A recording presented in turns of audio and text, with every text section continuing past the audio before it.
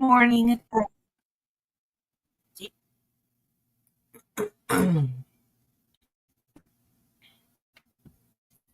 How's everybody this morning? Happy Halloween! I crocheted a witch's hat like 3 years ago, I think. And I put it on today and it has completely lost its shape. The brim was over my eyes, the point was backwards. I just threw it away. I will have to make myself a new one for next year because it didn't look like a witch's hat and I couldn't see because the brim was. So, decided to wear my mini ears because I'm going to Disney again on Sunday. So, hey, Jennifer. Hey, Judy. Hey, Nichelle. Hey, Wiggles.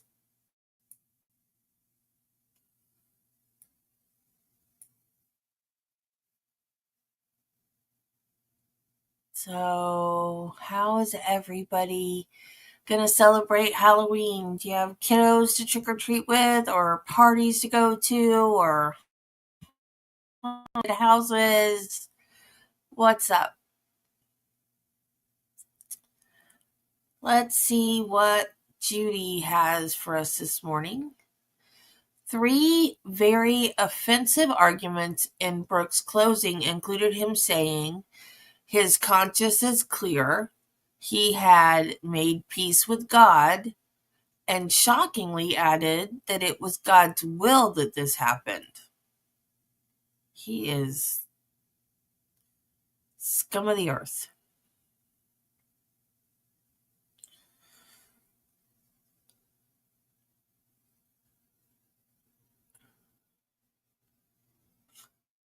That's funny, Nichelle. I have accidentally turned on the wrong TV with mine before. Like connect on my phone and then go to connect to the TV and connect to the wrong one. His mugshot does have crazy eyes. Very crazy eyes.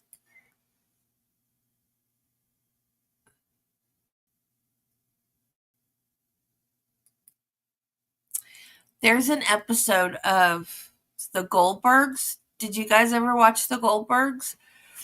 Where, I think it was the Goldbergs, where I didn't even remember the character names. It's been so long since I watched it. But the kid wanted to go see Poltergeist in the theater, and she told him no. And then she found out that he went and watched it anyway after she told him no. And he was scared, and she kept messing with him. So she went outside with her TV remote and kept changing the channel on the TV to make him think the house was haunted.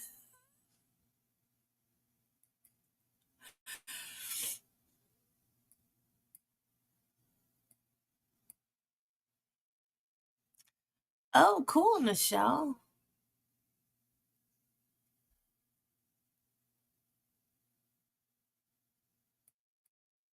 Game 5 of the World Series.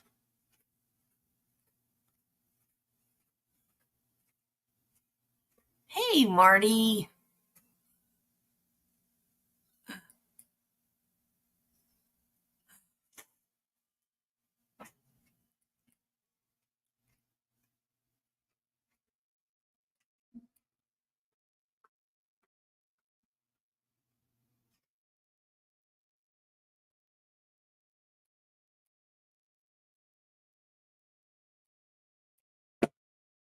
Okay.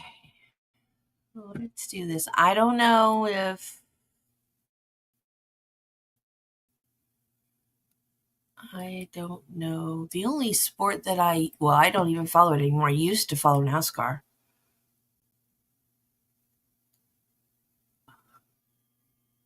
Oh, cool. I used to be a huge fan of a local band in Orlando. They played at Disney. Big shock, y'all, right? They were fantastic. They did a music video And it aired on MTV, VH1. One of those two in the 90s, back when they still played videos. And I was in it, but I never got to see the finalized video. I was in the crowd, like I wasn't featured in it or anything. I was just in the crowd. I don't know if I'm going to have to turn the camera off or not. It already crashed before I even started doing anything this morning. It wasn't just trying to like go into the app. Oh, cool. I love Pat Benatar. So I'm going to Disney and I'm going to the Magic Kingdom and Epcot on Sunday. And I'm going to see Boys to Men at Epcot. I'm so excited. They were one of my favorite bands when they were in their heyday, whatever.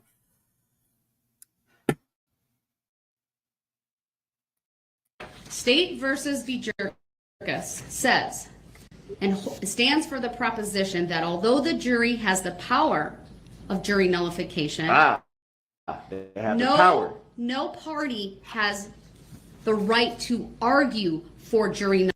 And for those of you that didn't stick around, I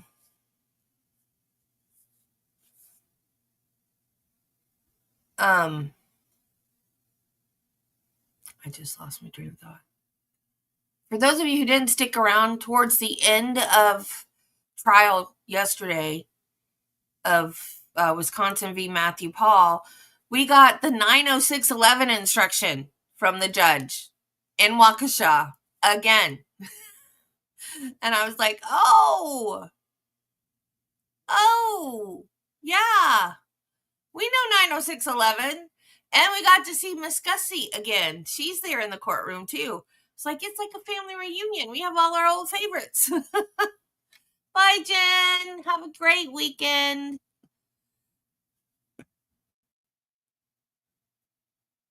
Nullification. I'm not arguing for it, Your Honor. I just want them to be informed.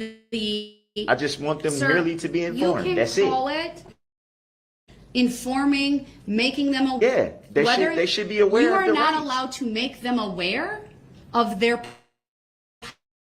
power to nullify. That is an improper argument. Your Honor, how can I not inform power? How can I not inform them of a power that they have? I'm not giving a new jury instruction. That's not no jury instruction for jury nullification because it's not allowed. I'm not attempting to give them a new jury instruction. I'm merely attempting to inform them of the power that they have. That's not against the law. I'm advising you one more time. You may not raise the issue of jury nullification before this jury. I'm going to inform them of the power that they have. I'm not giving them a jury instruction. I'm telling them about jury nullification. That's what I hear you saying. That's not what I said, though. Don't mischaracterize what I'm saying. They have the power to do that. Carla. So how is informing them? It's an inherent power that they have. They are not to be instructed on it. That is very clear in the law. In addition to, let me finish. In addition to the case that I just cited, I'd cite to you from the jury instructions, the law note on jury nullification 705. What that says, sirs, I'm not going to read it all. It's many, many pages.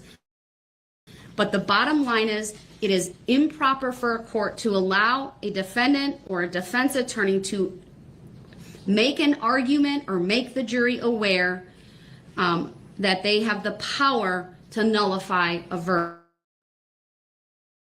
And Your Honor, you just added this last night. That's why I had to sit there for an hour in the holding cell and wait for you to be an issue.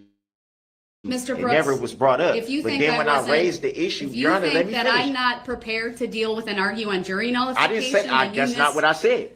That's not what I said. In all fairness, that's not what I said. The record should accurately reflect that you were kept in that holding cell. Why was I kept in there? So that my clerk could finish adding a jury instruction that was not there. 6 verdict forms, and it's ×2 because there's a guilty and a not guilty for each. No, let me finish. So why did I have to sit here for that where I could have just went to my cell and had it delivered? We had this Mr. at the end of last night before you Is there called not recess. I'm not going to We debate had a that whole topic with we you had a whole further. conversation Okay, about Mr. Brooks, you me are bringing up about the jury defiantly nullification. disregarding this court. You Here we go with can this. roll your eyes at me because all you want. it's ridiculous, Your Honor. You just stated that they have the power to nullify Would you any like, law, if you would like, but then I will said- read this to you, sir, the part of the case that's important, but you're not letting me get a word in edgewise. I'm trying my best not to remove you to the other courtroom, but that is oftentimes what I need to do in order for this court to make a full record without you interrupting me. But you need to be fully aware that you may not raise the issue of jury nullification in front of this jury. It is not an allowable argument or an advisement or making them aware. However you want to describe that, sir, whatever verbiage you want to put in front of it, you may not do so. And this court has the power and the authority to limit what you say to this jury, even in a closing argument. And if you're telling me through your conduct, through your words, that you are going to disregard that direction, you will forfeit your right to present a closing argument. Under what lawful law? Under State versus Anthony.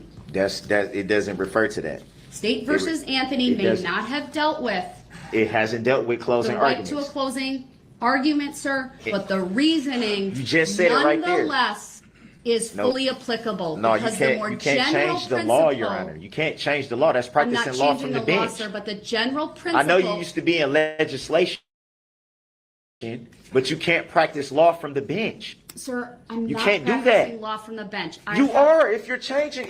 Your Honor, I'm not you're making- attempting to make a separate case pertain to something here that doesn't even pertain to it. It has nothing to do with a closing argument. Nothing that you just So, named. Not Mr. Illinois Brooks, versus I Allen. would like to make a record. Would you please show the courtesy and respect for I me will, to Your do Honor. that? I will. All right. So looking at the Anthony case, all right, and that case starting at head note 7, paragraph 54 says the following, and you need to let me get all the way through it. We have recognized two distinct ways in which a defendant may give up his rights, waiver and forfeiture. State versus Pino is the first citation that they reference. Waiver is the intentional relinquishment or abandonment of a known right. Multiple citations there, I won't repeat them all. Waiver typically applies to those rights so important to the administration of a fair trial that mere inaction on the part of a litigant is not sufficient to demonstrate that a party intended to forego that right. State versus Soto. Forfeiture, on the other hand, often involves the failure to make the timely assertion of a right. That's a cite to the Dina case and Olano.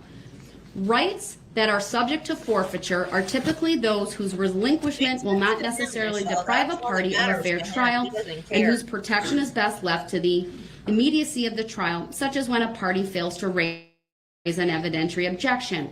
However, there is a second aspect of forfeiture, doing something incompatible with the assertion of a right.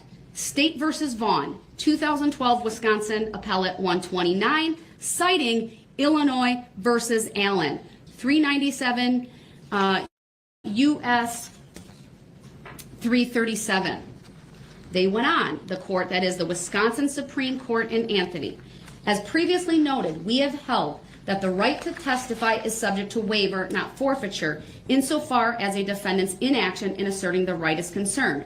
We now conclude that the right to testify may, in appropriate cases, be subject to forfeiture where conduct incompatible with the assertion of the right is at issue. They go on to discuss Allen, which was not a right to testify, but was a right to be present. And I am utilizing the guidance from Illinois versus Allen and State versus Anthony. It directly guides this court that a defendant may forfeit a right by conduct by doing something incompatible with the assertion of a right. In this particular case, you are very clearly telling me you are going to disregard what I told you about notifying the jury about nullification. You have absolutely no right to raise that in front of the jury. It is improper. And unless you're willing to tell me you will honor this ruling of mine, then you will forfeit your right to present a closing argument. That is my ruling.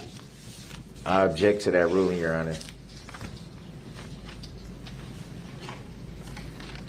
I object to that ruling. Are you willing to make a closing argument, sir, that does not reference jury nullification? I'm going to inform the jury of their power. Again, I never stated that I was making a new jury instruction. I never stated anything like that. And every case law that you just stated made no reference to closing arguments. It was all pertaining to being present for the proceedings of trial and for testifying. Sir, Not what I'm one time did you, you, hold on, I let, Your Honor, with all due respect, I let you make your record. I didn't interrupt you. Go ahead. Not one case law that you just cited made any reference whatsoever to a closing argument. Not one. So how is me merely informing the jury of the power and the rights that they have, how is that a forfeiture of being able to give a closing argument? Well, in addition to the cases I've just cited, sir, I'd also that's his supporter. point you to State versus Bajorkas, 163 Wisconsin 2nd at 549. That's a Court of Appeals case from 1991. That is the first published appellate decision in Wisconsin to consider directly several issues relating to the jury nullification issue. In that particular case, the court very clearly said that the defense counsel in that case was allowed to talk in terms of fairness in general terms, but not to go further, and could not argue that the jury, quote, should disregard the instructions and the law and find her not guilty because it seems fair. That's a description of jury nullification. To use the words jury nullification would run afoul even more. And so I am telling you that given my inherent authority in controlling the mode and order of this court to ensure courtesy, decorum, and civility, and to ensure that this jury is, I am hereby telling you I am in creating a rule for your closing argument that you may not raise the issue of jury nullification in any way. Your Honor, hold up now. I'm the only one that has to be made rules for closing arguments, but not the prosecution. How is that fair? How is that balanced? Mr. Brooks, I'm squarely faced with your defiance regarding the issue of jury nullification. It's that not is defiance. Requiring It's me not defiance. to address this issue and to tell you very expressly that that is the rule I for vehemently your object to closing that. argument. Vehemently object to that. Your objection is noted for the record. But May my I ask rule for legal nonetheless reconsideration of your stands. ruling? That request is denied. May I respectfully ask for, matter of fact, I reject that ruling and take exception to that ruling. I reject reality. Yeah. For the record, may I request a legal or factual basis for your ruling? Not one pertaining to being present in the courtroom or testifying. One that specifically talks about a closing argument. You love me, you clean that up. All So of do those I. requests are noted. Every I day. will not reconsider. Every day. I've put my findings and my reasoning on the record, and I stand by that record. For the record, may I respectfully request a written judicial finding of facts and conclusion of law? Denied. Bye. For the record, may I respectfully move for interlocutory declaratory appeal on this matter? I'm not the forum for which an appeal would be sought, sir. I cannot answer that. You referred to it before. You would need So to now I'm direct your confused. appeal to I'm confused, Your Honor, a court of because- appeals, not this court. No, this is, I'm supposed to be in this admiralty court because you haven't, if we're under Article 3, then we should be in common law court. That hasn't even been addressed if we're in a common law court or an admiralty court. The guy That's a in the baseless video argument, footage sir. is his I nephew. don't even need And to what law address and it. fact? Based on what law and fact? It's meritless. Based on what law and fact? Sir, I intend to bring this jury out and give you I'm an informed. I'm opportunity informed of that. to present a closing argument. Yeah, If but you you're also- violate, you're please also- let me, but sir, listen, you're you just interrupting made me a yet rule. again. You just tried to put me under a rule that no one else was put under. The circumstances require that I implement this rule, sir, given your The stubborn circumstances defiance don't, on Your the Honor, that's issue a of jury prejudice to my nullification. defense. You can't place me under certain rules and not place the prosecution under the same rules. Sir, the It has to circumstances be of fair. this case and your insistence on arguing jury nullification has resulted I in this haven't- court creating this rule. I haven't argued it. I said that I wanted to inform the jury of their power. I never once said I'm going to make an argument. I'm going to give them a jury instruction. You may not never advise said them that. or make them aware in any way that they have the power And why of not? jury Why can't they be nullification. informed of their power? Because it would violate the Bajirkas decision, sir. Violate what decision? All right, sir, I am going to bring the jury out. And I'm going to inform them that they have the power. And if you do that, I will dismiss the jury and I will declare that your right to present You a can't do closing that. argument Under what has lawful been law? forfeited based upon I'll make Oh, an how oral, I I'll make outlined an that oral to motion date. for a I'm legal not going to finding of declare that fact. at this point because I want to see what you will do. Stupid. But if you raise the issue of jury nullification, I will immediately dismiss the jury. You will forfeit your right You can't to do that. present a closing Under what argument. lawful law can you? And then if you continue to Under interrupt what me, lawful law? you will be removed to the other courtroom as I complete So I'm being the held in instructions. contempt again. Is it civil or criminal? All right. Go ahead. I apologize. May I ask the court to consider perhaps an alternative, and I fully respect the ruling the court has just made, and I understand the basis for it. We all know the defendant in his petulance will say jury nullification in the first 3 seconds the jury's in the room. Objection to that. Proper I don't thing think to that do, I should I be think, talked Your down Honor. Stop interrupting I don't Attorney think I Hocker, should be please. talked down to. Allow him to make his closing arguments. I will object if he misstates the law. You can instruct the jury to disregard any misstatements of the law. And we continue in that fashion, if possible, for a reasonable amount of time. And if it becomes to the point where there's no reasonable, legal, credible argument that's being made, then the court can decide as to whether or not he's forfeited his right to a closing argument. But we could at least try to, by merely objecting and the court telling the jury to disregard and instructing Mr. Brooks to move on to the next topic, we could try to allow him his opportunity to provide a closing argument. If that's unworkable, then I think this record will be very clear as to the efforts of this court. And I think They've been over backwards to help. there is materials in the bench book, or I'm sorry, the jury instruction 705 that talk about a jury instruction. This court could even give, telling the jury that they are not at liberty to disregard the law, but we're not going that far yet because, frankly, you have told them and you will tell them that closing arguments are not evidence. And I think they will abide by that. So I know it's going to require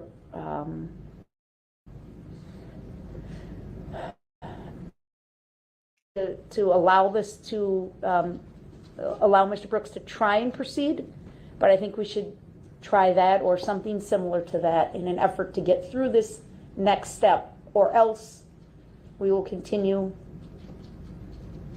at this pace forever. I'm certainly willing to try that. It's about all we could come up with, Your Honor. I mean, I'm certainly willing to try it in this courtroom, and then if he disregards that, to excuse the jury and then have him present from the other courtroom would be the second step, and then third would be a forfeiture. Agreed. Your Honor, I object to that.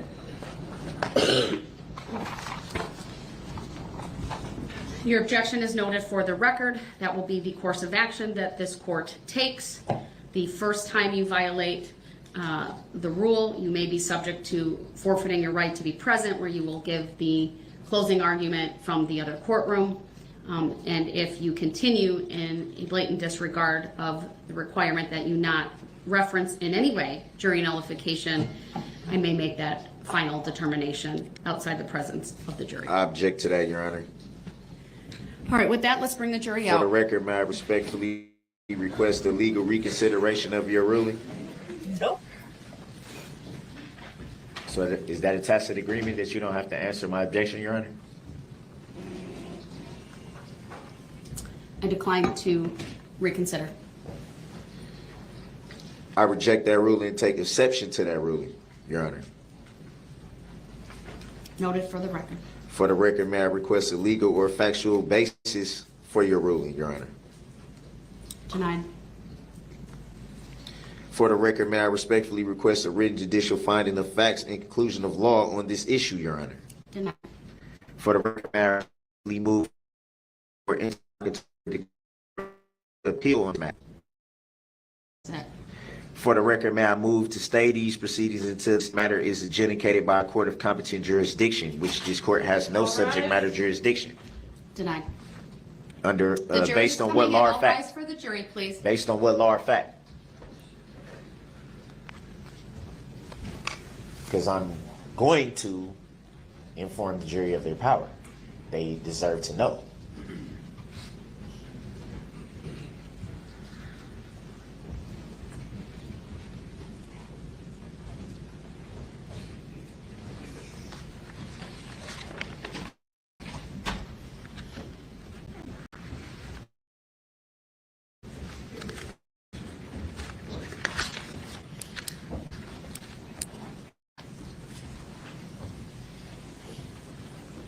Thank you, everyone. Please be seated.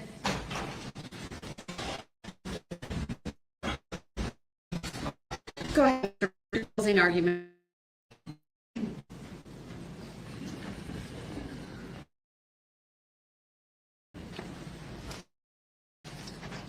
Good afternoon. It's been a long day.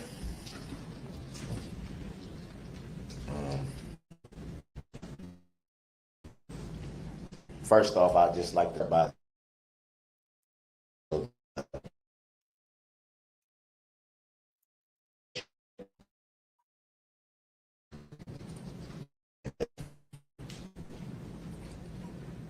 one thing that I believe that you have not been privy to is the truth of your rights and your duties, being the jury.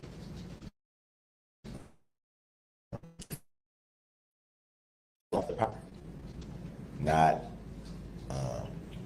well-prepared DAs with well-prepared and clearly rehearsed speeches and exhibits and a lot of theatrics.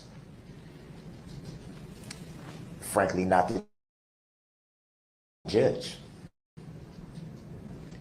You alone have the power. You and you alone decide what is truth and what isn't. You should be informed that you have the power to nullify any law that you don't agree with. Objection, move to strike. Statement. Sustained. Objection. I will strike from the record the last statement made by the defendant. The jury will disregard it. Which is clearly what I've been saying. I believe that not only is it fair, but it's essential that you be privy to all knowledge. Not knowledge that certain people feel that you should hear and shouldn't hear. disguised under the color of law.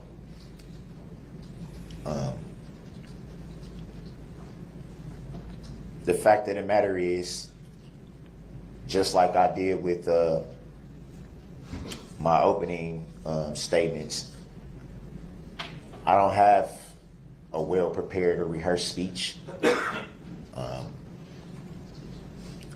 I didn't look in the mirror and say certain points to myself over and over again to make sure I have them right or anything like that. I've chosen to speak from the heart in my opening statements, and now I'm going to speak from the heart.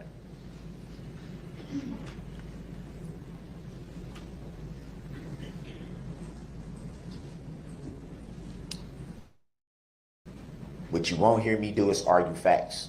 And you won't hear me argue facts is because I believe that it takes away from what should be recognized. The tragedy of this event. It should be recognized. Trying to argue facts of this, facts of that, I'm not gonna waste your time doing that.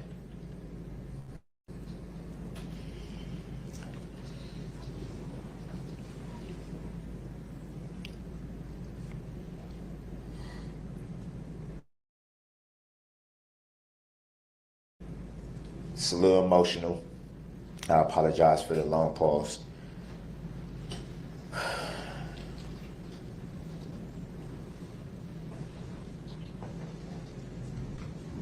It's hard to keep everything together emotionally. And honestly, I don't believe that I have any more tears left. It's been a hard year. I feel sorry for you. For the families, mostly. And that should not be lost on anyone. It shouldn't be taken away. I said it before and I'll say it again. It's a lot of people that are healing, that are attempting to heal.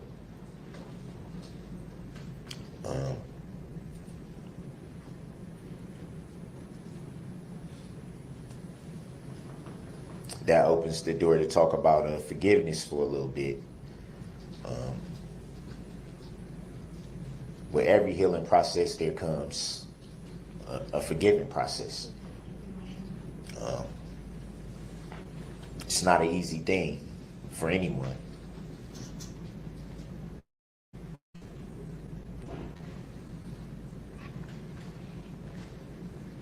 Which you've been hearing from the prosecution, and not to take anything away from them, but let's call it what it is. You've been hearing a lot of rerun. Same things over and over and over. No different than when you turn on the radio and you first hear that song that you don't like when you first hear it, but they play it so much that eventually you start saying the words to yourself before you even realize it. And then you sit and you go, I hate that song. Why am I singing? That's what's been attempting to make things stick in your head that simply aren't true.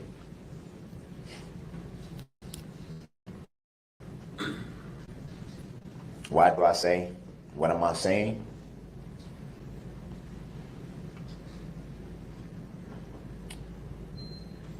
I say, look at the testimony.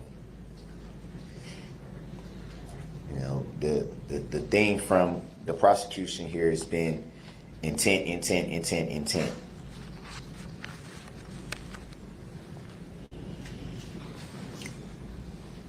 We all know what's been said. We all know the picture that's been painted.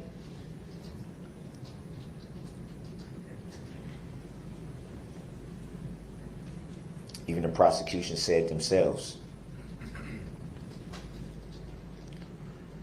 How can you look in somebody's head and say, this is what they intended to do?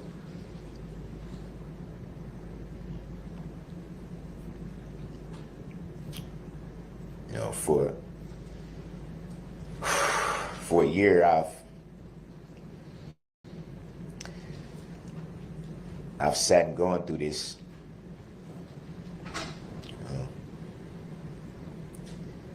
Feeling so powerless. You know, letting other people run with the narratives.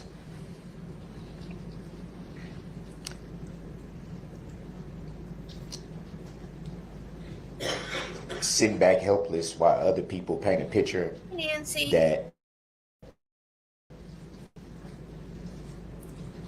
has zero truth. Zero.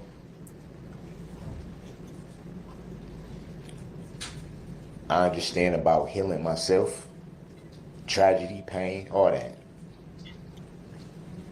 A lot of it, there's no need to get into.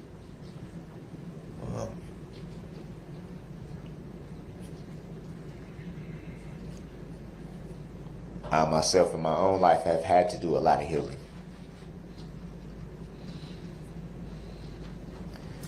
As a man with children myself.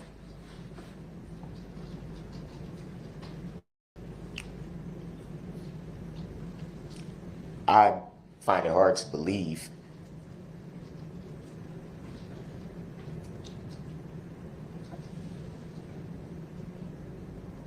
that anyone who's really had conversations with me, spent time around me, would think for 1 second that this is an intentional act. Didn't stop when you hit the first person, Darrell. Makes sense. I've never heard of someone intentionally trying to hurt someone while attempting to blow their horn.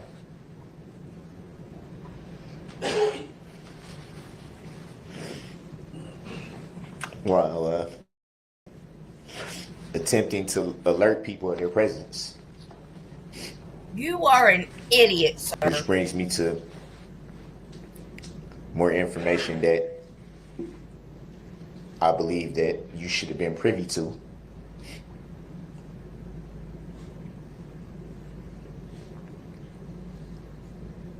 And I'm sure that the prosecution will beg to differ, but the fact of the matter is,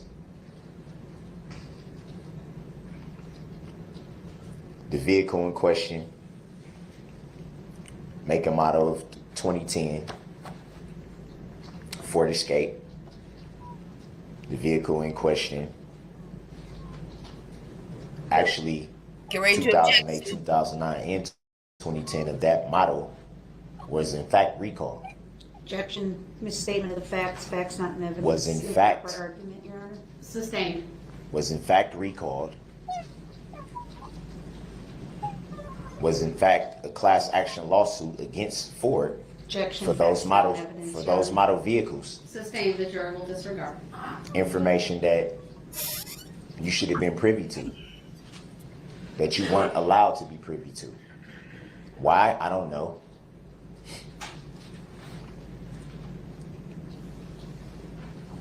That information, malfunctioning throttle bodies, Mr. Brooks, move on.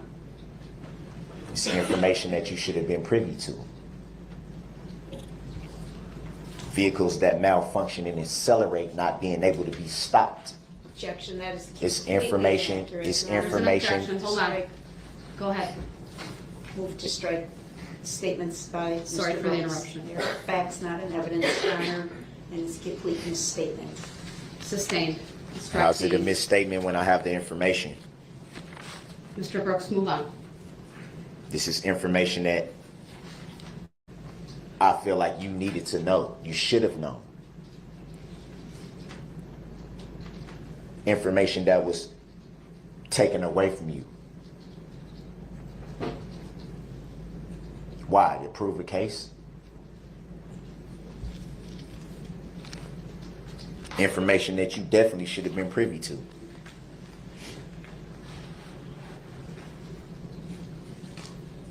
So disingenuous because he didn't try to stop the car.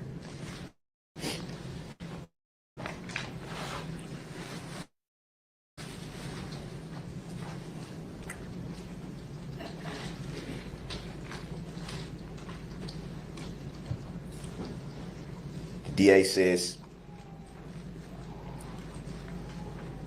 the defendant has an utter disregard for human life. Utter disregard for human life.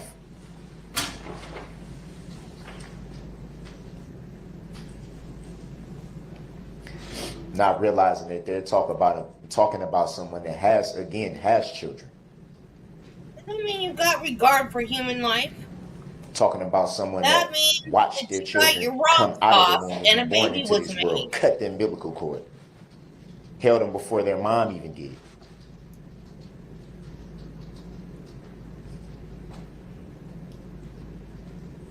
Moments that I'll never forget. And yet they say disregard, utter disregard for human life.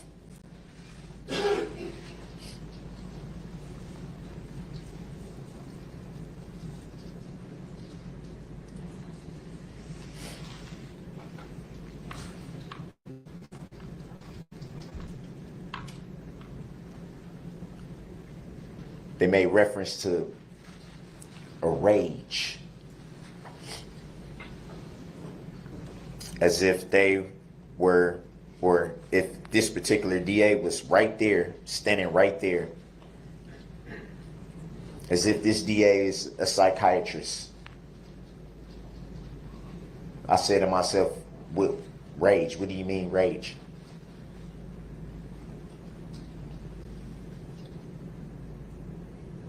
How can you characterize that?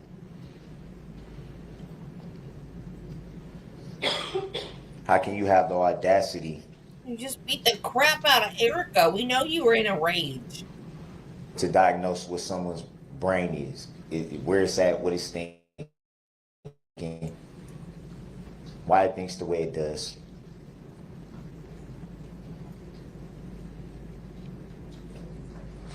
DA makes references to blocks of no one being injured, but then says it's intentional. You add that up with the supposed rage,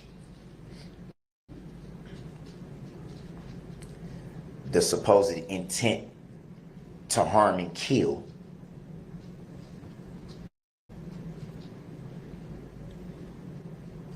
and it doesn't kick in until well within blocks.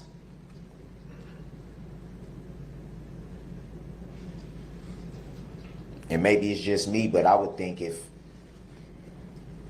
I was characterizing someone with this intent to kill and this rage and this anger,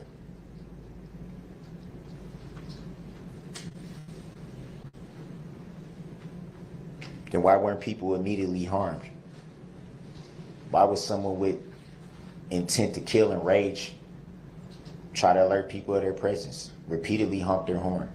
You heard a detective, if you recall, testify that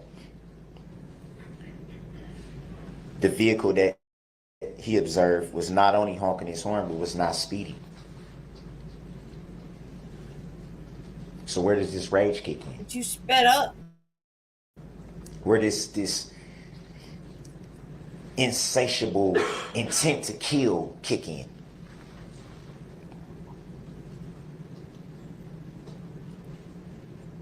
They speak as someone who's known someone for years.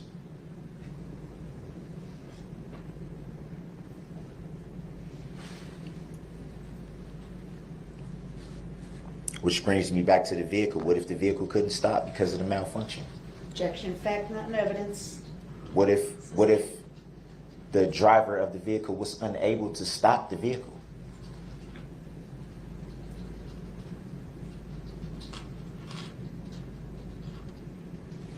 Because of that fact, what if the driver may have panicked?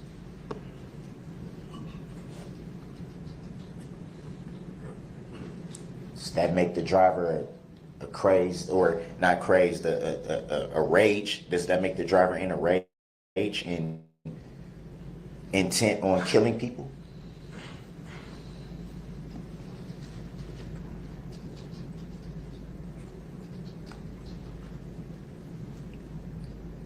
DA played exhibit 17. You don't see anyone struck in that vehicle. On that exhibit, you don't see anyone struck.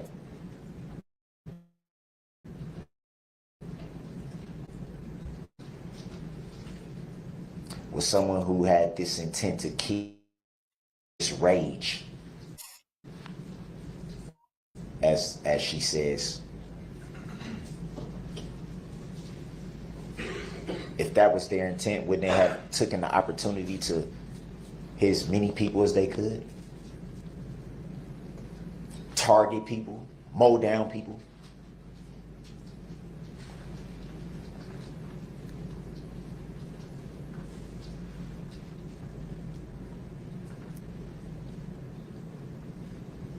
Reference was made to this vehicle, the damage.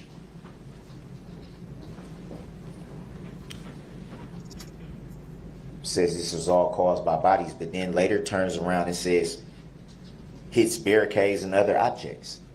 For her testimony about hearing loud crashes and things of that nature, but the DA wants you to believe that this all came from people.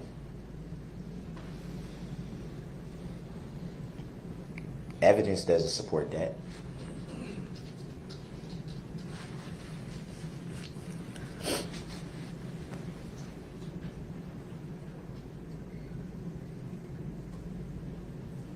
So I go back to trying to wrap my head around everything that's happened in the last year.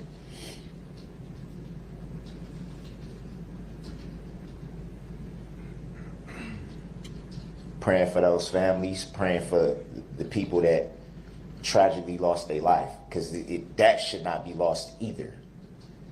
The fact that there was lives lost, and all the emphasis has been put on the alleged defendant. And the people have been disregarded.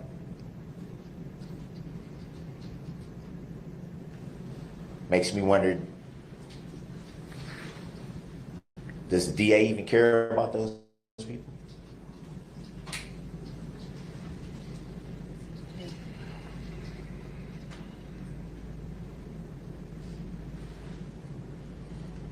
There's been prayers going up every day.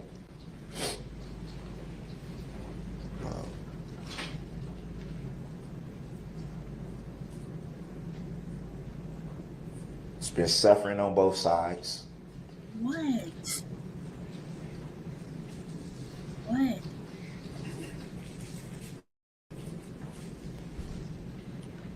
It's been threats, hate mail.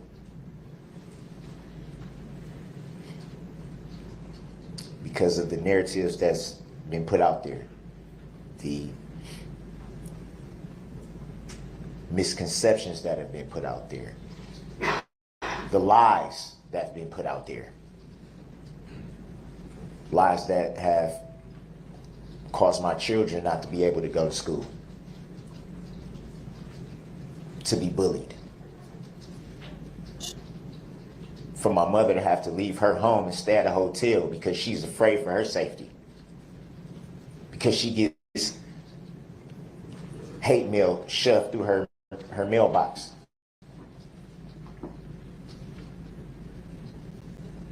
My nieces and nephews to fear for their safety.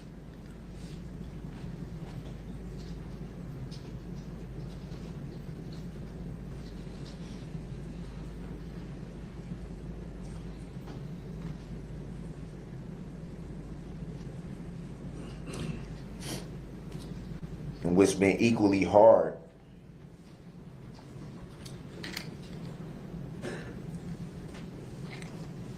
is not only having to answer the questions from my daughter, who was 7 at the time, my baby girl, who was 7 at the time, is now 8. Attempting to answer her questions that she's asking, and still continue to shield her from what she sees, what she hears. having a newborn son that I haven't even been able to meet. I haven't been able to hold, touch, kiss.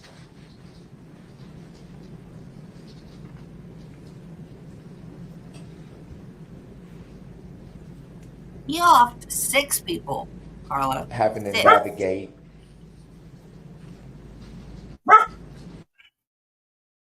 everything that comes with this whole situation.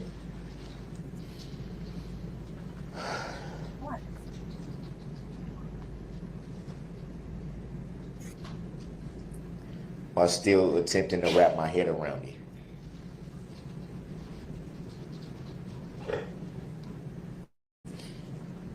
I can't honestly say how many times I've sat in my cell, especially during lights out, alone, where it's just you.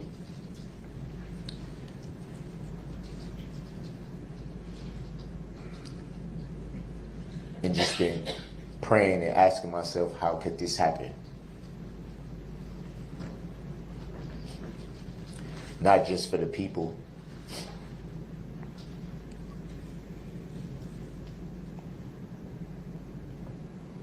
but for everybody involved, the community too. How could this happen?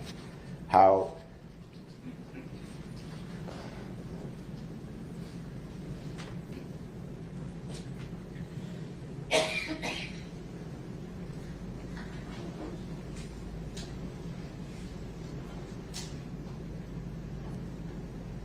The hardest questions you can ask is those that don't have an answer.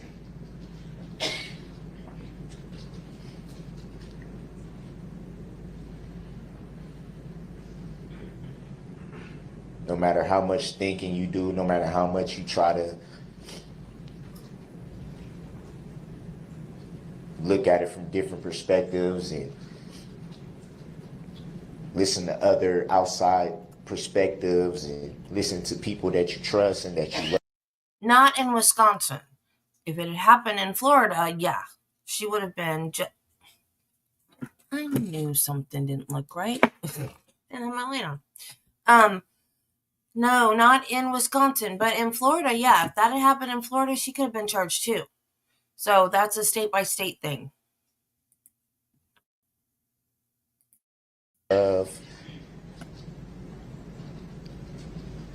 Still coming up with nothing.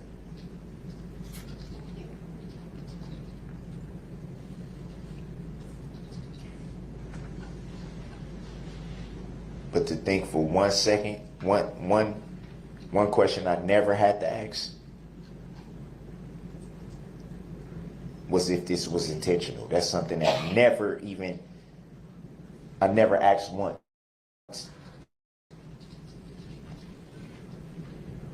Because I know it wasn't.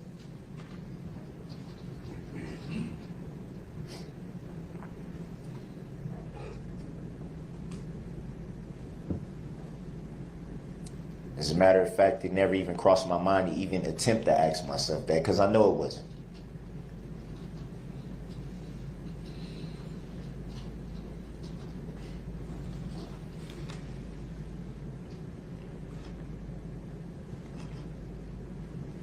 And I know sometimes during this trial probably doesn't show.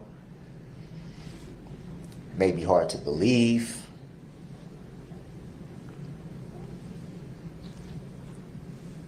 But trust me when I say no one outside of the families that had to go through this, no one's heart is more in pieces than mine.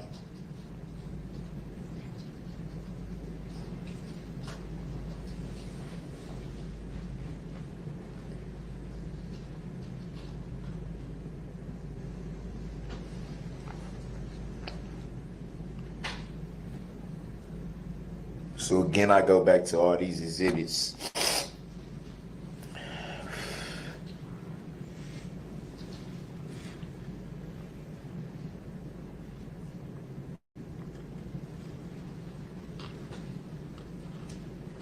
Go back to everything that's been shown, everything that's been testified to.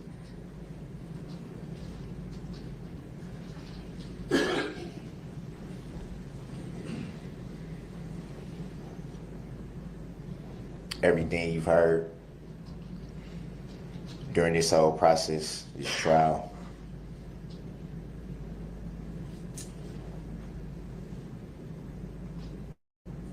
And again, I say the same thing that I said earlier.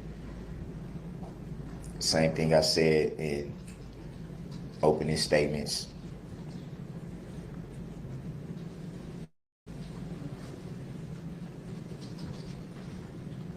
I'm not reading from any paper, any books.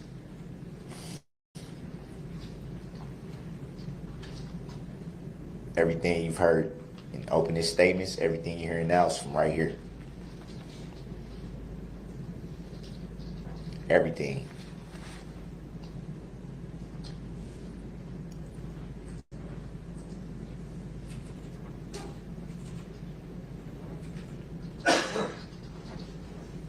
You have the decision.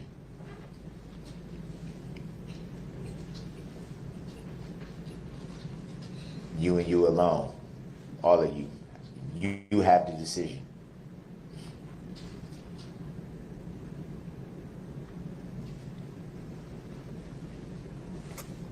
I'm sure you've taken a lot of notes during this process.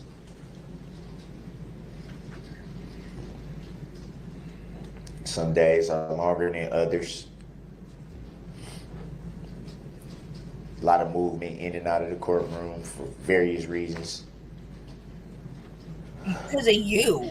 I mean, various reasons. Because of you.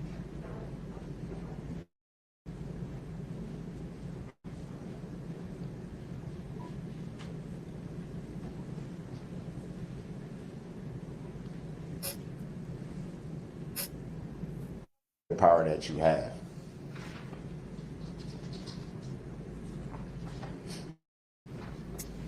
Don't for 1 second let it be taken away from you.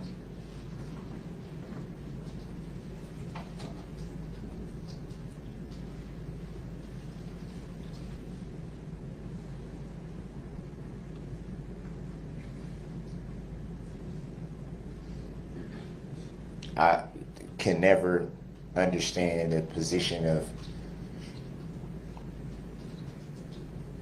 sitting on a jury in something of this magnitude. So I'm sure there's a lot of pressure.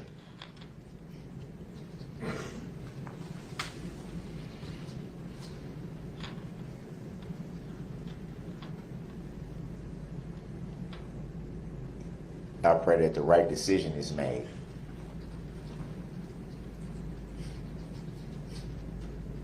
The right decision.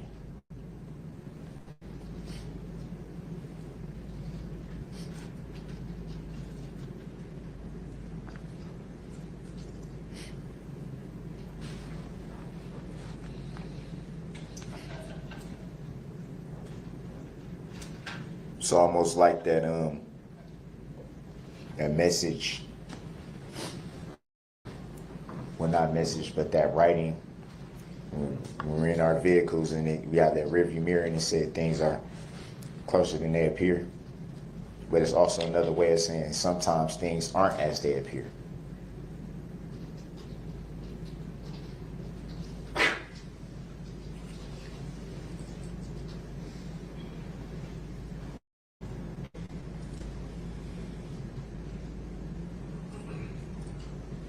I can't speak for anyone else, but me, myself, I believe in Jesus Christ. You don't act like it. That's how I was raised. That's what I believe in.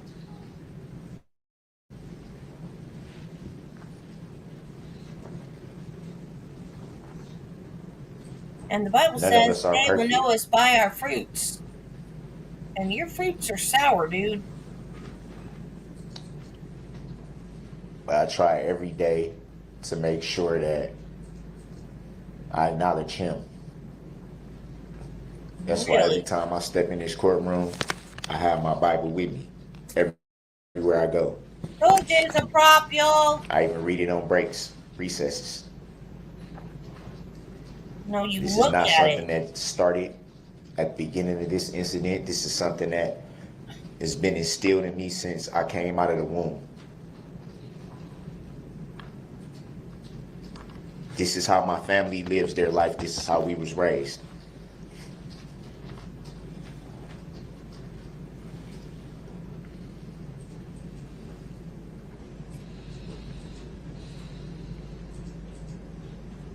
I don't think that's a good tactic there, Darrell.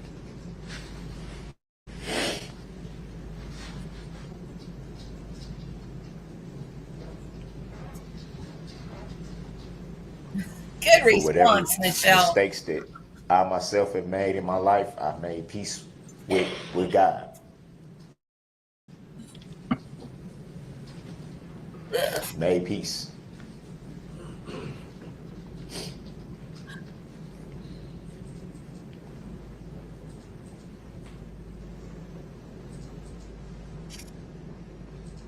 I'm happy to say that my conscience is clear.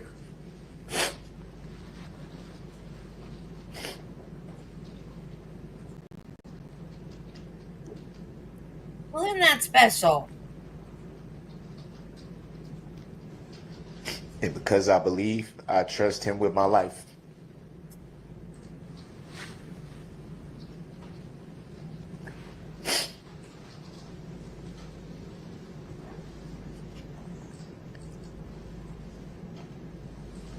Nobody will never know why it was his will for this to happen.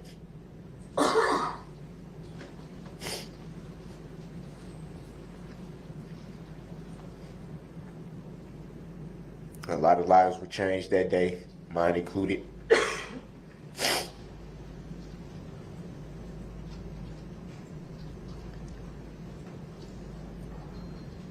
God's way is not our own. And no matter how much sometimes we want to question, we have to have faith.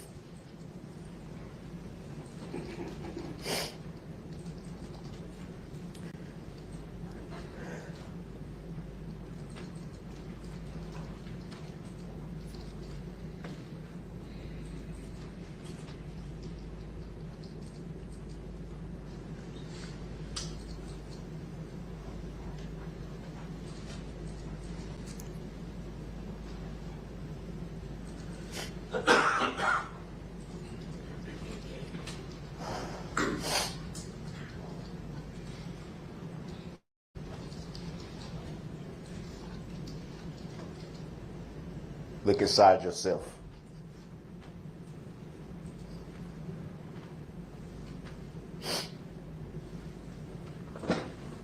Look inside yourself and make the right decision.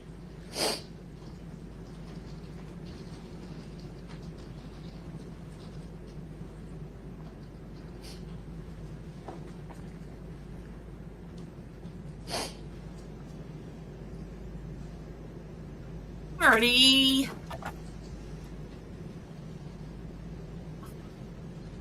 Look inside your heart.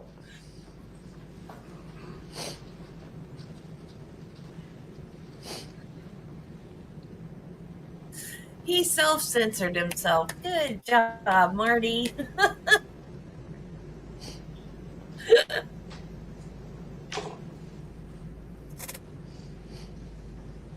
You have everything in your hands now.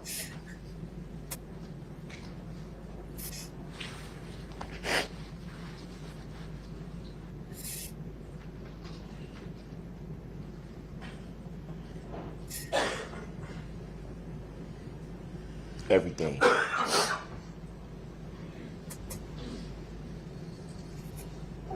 God. Do what's right.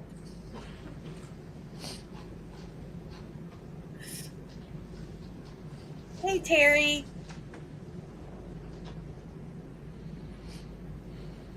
Do what's right. Yeah, they do, Darrell. They put you in jail for the rest of your life.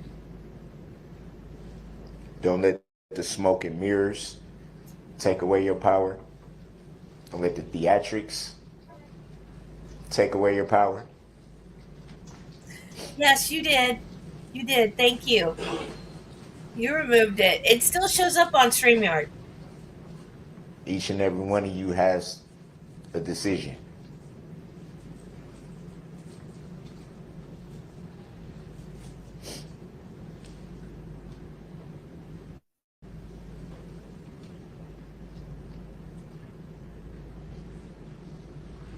It was right.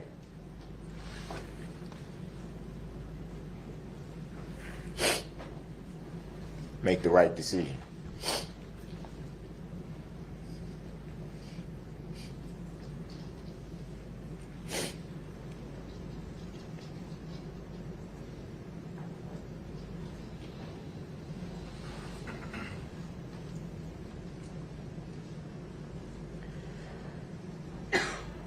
It's okay.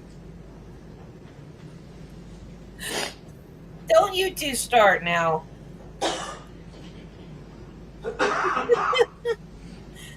It's hard to think about.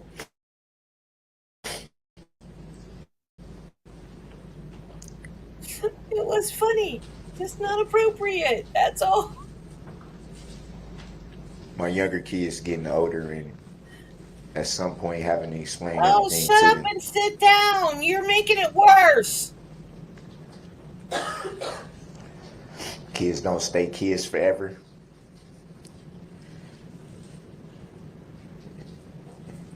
And nowadays, kids is frankly a lot smarter than we were when we was kids. I'll tell you that much.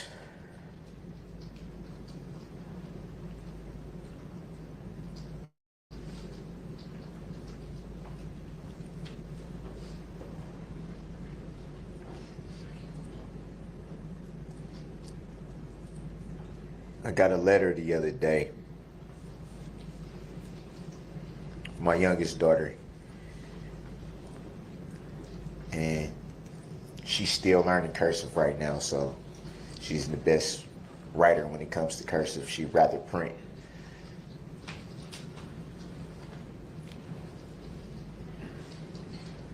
She said, Dad, and this is from the letter. She said, Dad, why are people saying all these mean things about you?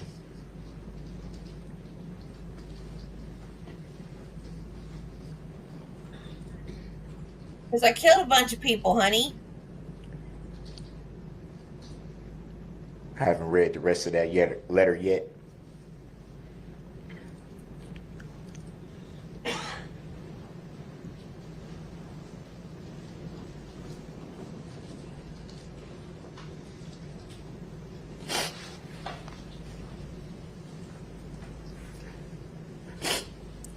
The rest of that sentence said,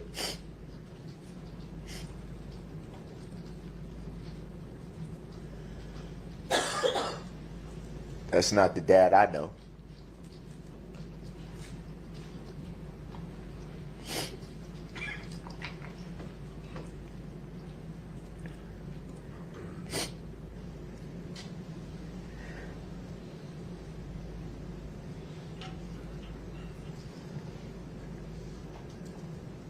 Throughout this year, I've been called a lot of things.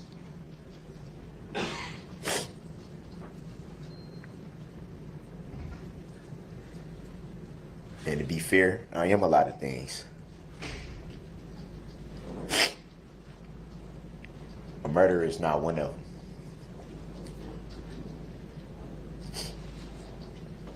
them. Never has been, never will be. Oh, yeah, I beg to differ. Killed a lot of people.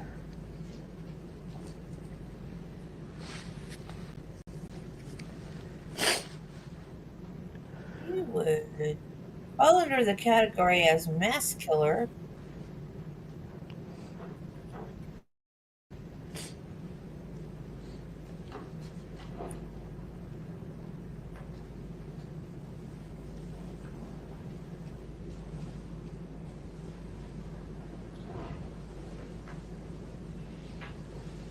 So before I close my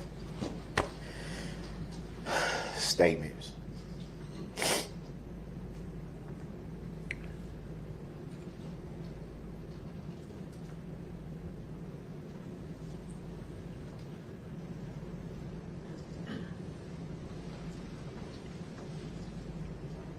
I just want to say, open your hearts.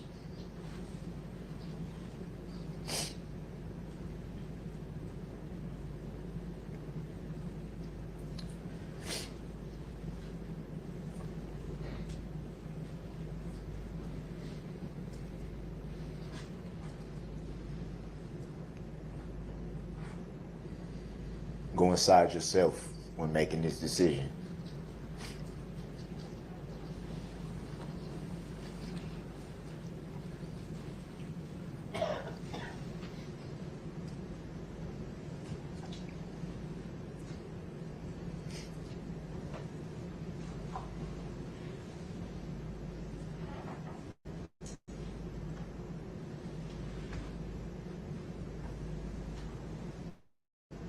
Have no fear.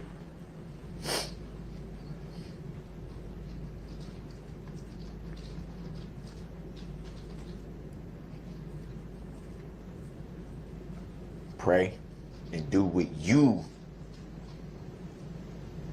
know is right.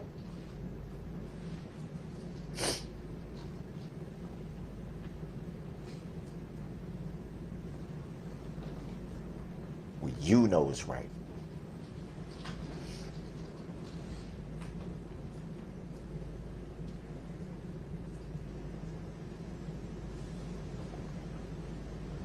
Think about everything you've heard. Think about everything you haven't been privileged to hear.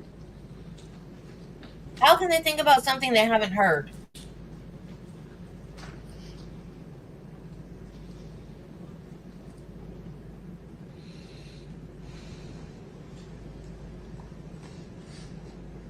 Think about the whole entire picture.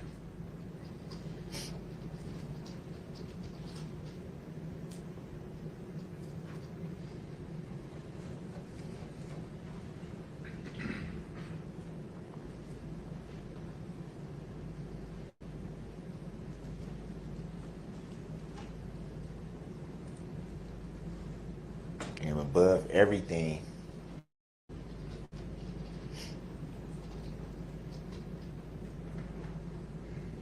whatever you decide, make sure you yourself can live with it.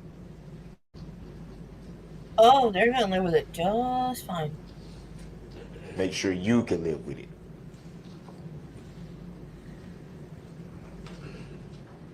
I don't think they're gonna have a problem, Darrell. That's the magnitude of the power that you have.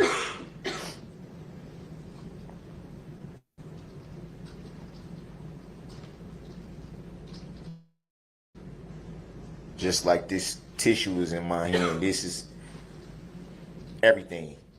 You have everything. A tissue is everything? Be at peace with what you decide. Okay, tissue is everything. Have no regrets. I don't know why that struck me as funny.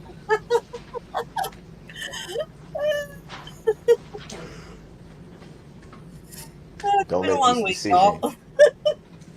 weigh on you after it's over.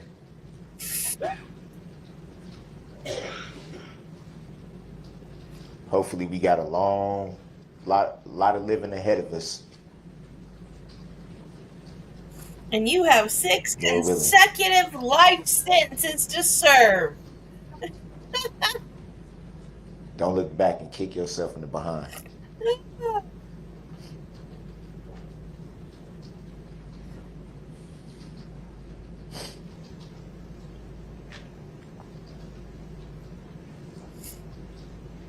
Spend about 3 weeks with you. And Would have been a lot less if you'd had a lawyer. took a lot of courage and a lot of guts to pause your life for this. They didn't really have a choice. They got To put important things on hold. To basically stop your life. You should be commended for being able to sit up here with this amount of pressure. You should be committed for sitting. I want you guys to know that's not lost on me. I'm sure it's a lot.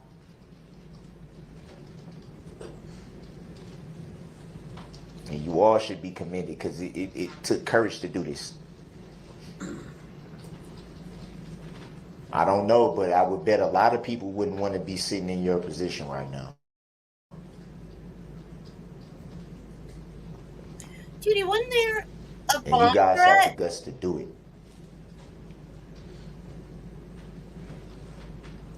Was it during deliberations? Thank you for that. Thank you for taking pretty much a month and setting it to the side for this.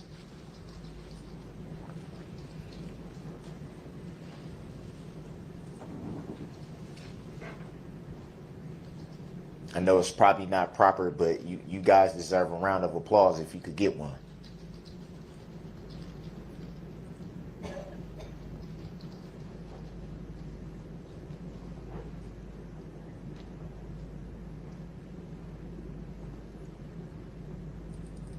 Thank you guys sincerely. During impact statements? Okay. And I know, and I have faith and I trust that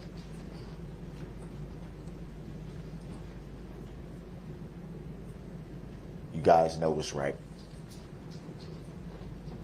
Ladies and gentlemen, I don't think it's fair to just say guys, but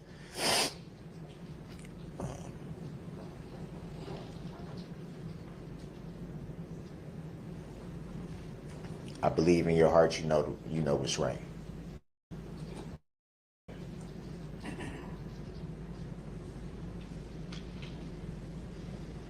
Thank you.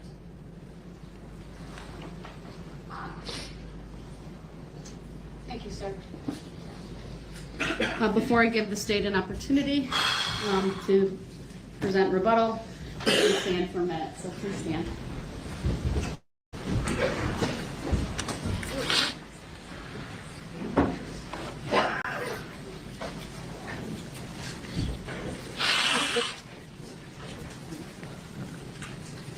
Go get him, Sue.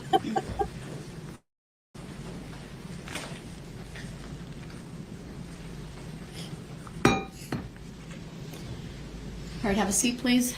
And Attorney Opper, I did time both closings. You have 13:28 left.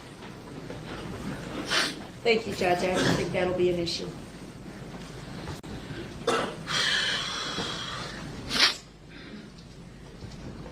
Folks, let me just say this. Mr. Brooks stands here and professes to speak to you from his heart. He plays on your sympathy. He talks about his children. He talks about the hardships that he's encountered and his family's encountered. And he brushes over the loss to the community. He wants to talk about how he's never held his newborn son. Never once acknowledges the Sorensen family, the Owen family, the Duran family, the Hospital family, the Kulik family, the Sparks family. Never once. It's nice that Mr. Brooks can get letters from his loved ones.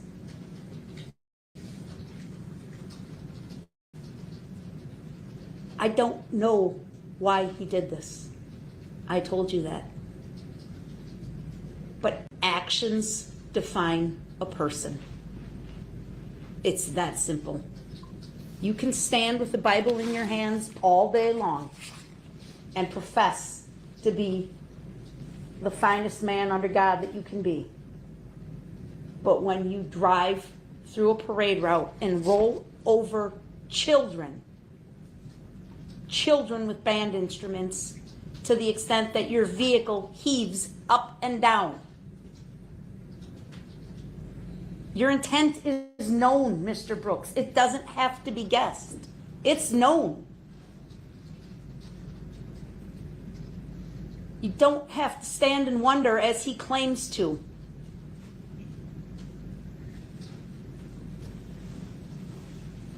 For him to keep going after he drove over those children in the band and have Jackson Sparks fly off the front hood of his car, lifeless, and keep going. And have Jane Kulik fly off the hood of his car, run her over, and keep going. I'm not going to go on. You get it. You need to look in the mirror, Mr. Brooks. If you want to accuse me of practicing my closing argument, you need to look in the mirror, sir. Your actions are that of a murderer. You murdered these 6 people. You endangered the safety of 61 others. There are 68 victims in this case, folks. That's not an accident. That's not a, gee, I woke up one day and don't know how I found myself in this position. If you have some explaining to do to your children, Mr. Brooks, I recommend you do it. Ooh, go girl. Objection. You can object. Now, members of the jury, the duties of the parties and the court have been performed. The case has been argued by the parties. The court has instructed you regarding the rules of law which should govern you in your deliberations. The time has now come when the great burden of reaching a just, fair, and conscientious decision of this case is to be thrown wholly upon you, the jurors, selected for this important duty. You will not be swayed by sympathy, prejudice, or passion. You will be very careful and deliberate in weighing the evidence. I charge you to keep your duty steadfastly in mind and as upright citizens to render whether the defendant is guilty or not guilty of the offenses charged. Any consequences of your verdict are matters for the court alone to decide and must not affect your deliberations. The following 76 forms of verdict will be submitted to you concerning the charges against the defendant, Darrell E. Brooks. Count 1. One reading, we the jury find the defendant, Darrell E. Brooks, not guilty of first-degree intentional homicide as charged in count 1 of the information. Another reading, we the jury find the defendant, Darrell E. Brooks, guilty of first-degree intentional homicide as charged in count 1 of the information. If you find the defendant guilty of first-degree intentional homicide, answer the following question, yes or no. Did the defendant commit first-degree intentional homicide while using a dangerous weapon? Count 2. One reading, we the jury find the defendant, Darrell E. Brooks, not guilty of first-degree intentional homicide as charged in count 2 of the information. Another reading, we the jury find the defendant, Darrell E. Brooks, guilty of first-degree intentional homicide as charged in count 2 of the information. If you find the defendant guilty of first-degree intentional homicide, answer the following question, yes or no. Did the defendant commit first-degree intentional homicide while using a dangerous weapon? Count 3. One reading, we the jury find the defendant, Darrell E. Brooks, not guilty of first-degree intentional homicide as charged in count 3 of the information. Another reading, we the jury find the defendant, Darrell E. Brooks, guilty of first-degree intentional homicide as charged in count 3 of the information. If you find the defendant guilty of first-degree intentional homicide, answer the following question, yes or no.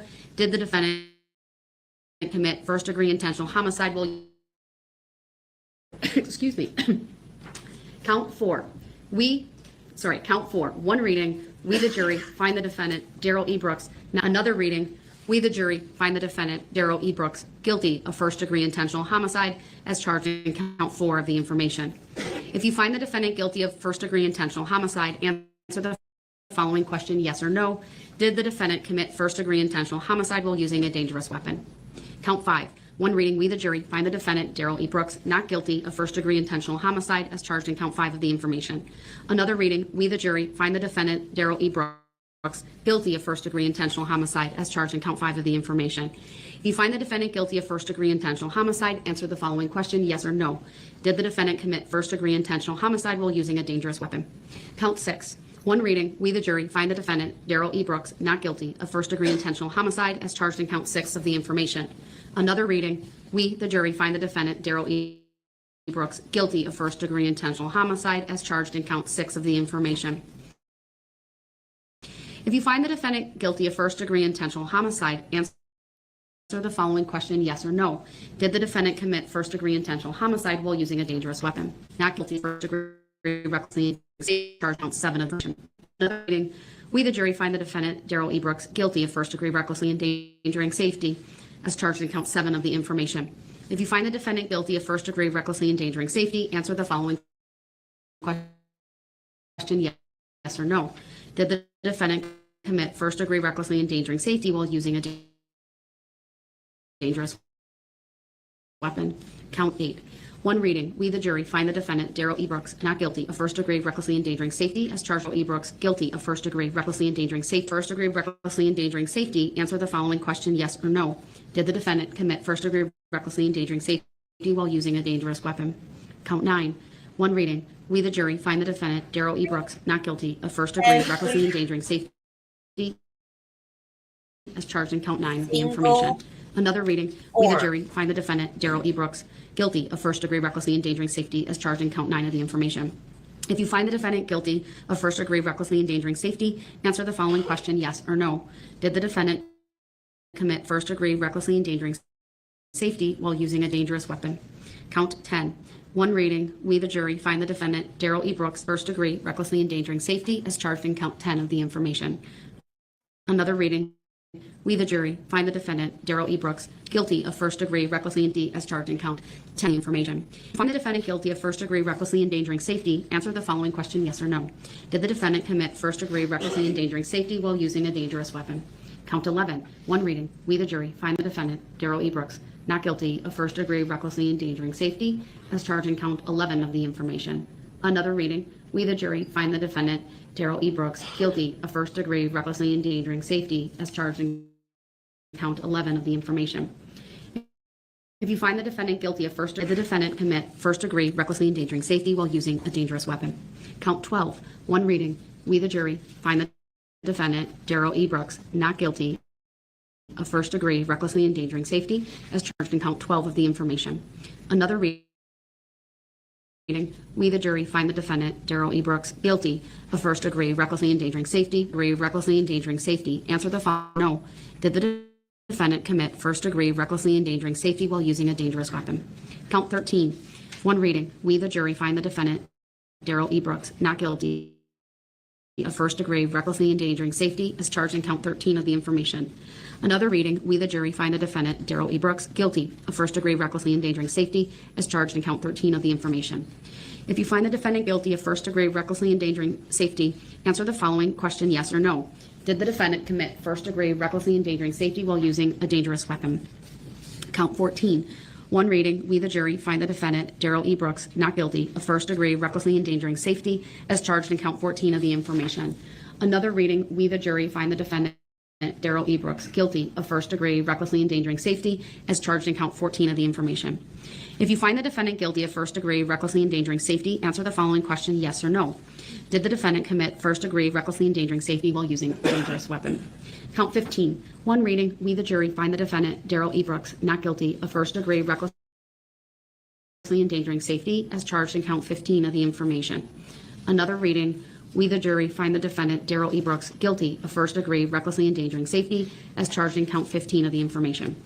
If you find the defendant guilty of first degree, answer the following question, yes or no. Did the defendant commit first degree recklessly endangering safety while using a dangerous weapon? Count 16. One reading. We, the jury, find the defendant, Darrell E. Brooks, not guilty of first degree recklessly endangering safety as charged in count 16 of the information. Another reading. We, the jury, find the defendant, Darrell E. Brooks, guilty of first degree recklessly endangering safety as charged in count 16 of the information. If you find the defendant guilty of first degree recklessly endangering safety, answer the following question, yes or no. Did the defendant commit first degree recklessly endangering safety while using a dangerous weapon? Count 17. One reading. We, the jury, find the defendant, Darrell E. Brooks, not guilty of first degree recklessly endangering safety as charged in count 17 of the information. Another reading. We, the jury, find the defendant, Darrell E. Brooks, guilty of first degree recklessly endangering safety as charged in count 17 of the information. If you find the defendant guilty of first degree recklessly endangering safety, answer the following question, yes or no. Did the defendant commit first degree recklessly endangering safety while using a dangerous weapon? Count 18. One reading. We, the jury, find the defendant, Darrell E. Brooks, not guilty of first degree recklessly endangering safety as charged in count 18 of the information. Another reading. We, the jury, find the defendant 18 of the information. If you find the defendant guilty of first degree recklessly endangering safety, answer the following question, yes or no. Did the defendant commit first degree recklessly endangering safety while using a dangerous weapon? Darrell E. Brooks, not guilty of first degree recklessly endangering safety as charged in count 19 of the information. Another reading. We, the jury, find the defendant, Darrell E. Brooks, guilty of first degree recklessly endangering safety as charged in count 19 of the information. If you find the defendant guilty of first degree recklessly endangering safety, answer the following question, yes or no. Did the defendant commit first degree recklessly endangering safety while using a dangerous weapon. Count 20. One reading. We, the jury, find the defendant, Darrell E. Brooks, not guilty of first reading. We, the jury, civilian bailiffs and deputy bailiffs that will be in charge of the jury during their deliberations and sequestration.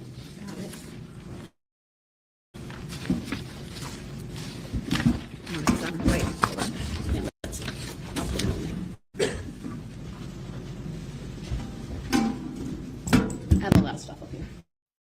There we go. I counted and recounted 15.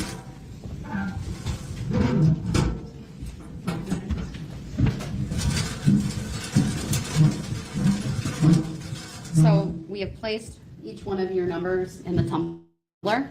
I'm going to draw 3 numbers. Those numbers will be the alternates, who will nonetheless be sequestered in the event we would need to call upon one of you to replace another juror. The first number that I'm pulling out is 10.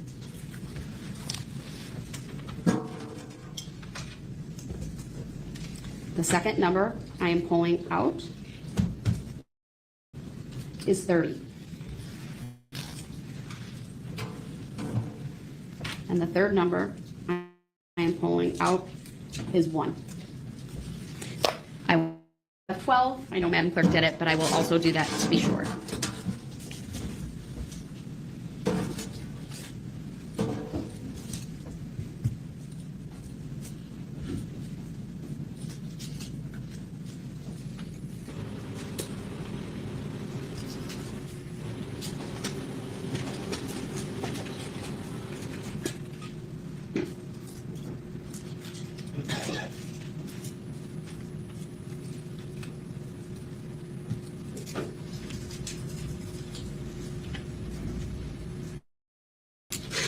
And I just confirmed that the other 12 numbers were in there.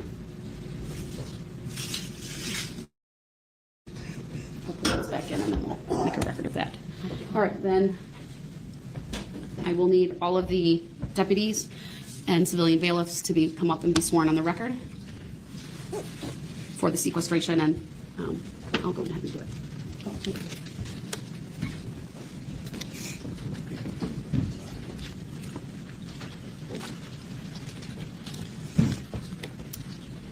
Clerk of Court Todd, why don't you join them just in case you're needed?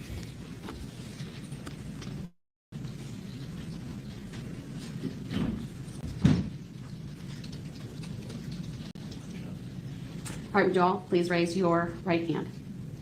Do you swear that you will keep all jurors on this trial together in some private and convenient place, and that you will not allow any person to speak to them or you speak to them yourself, except to ask whether they have agreed on their verdict, and that you will not, before they render their verdict, communicate to any person the state of their deliberations or the verdict they have agreed upon, so help you God? All right, and then Madam Clerk will just make a record of who you all are. It will take us a moment just to have all the finalized paperwork. Go back with the jury. We do have all of the verdict forms, if I want to give that to Jen.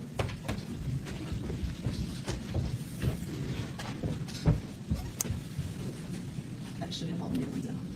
It should, it does. All right, and here are the jury instructions as well. For the record, it's 6:24. All rise for the jury as they're excused to begin their deliberations.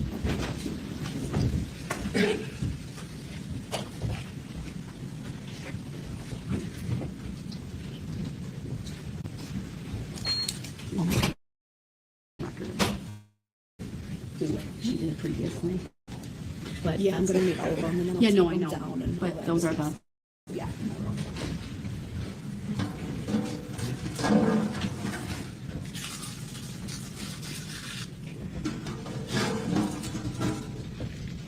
Is that closed? No. All right. So there is alternates, of course, participating in the deliberation room. Be called up consultation with the party.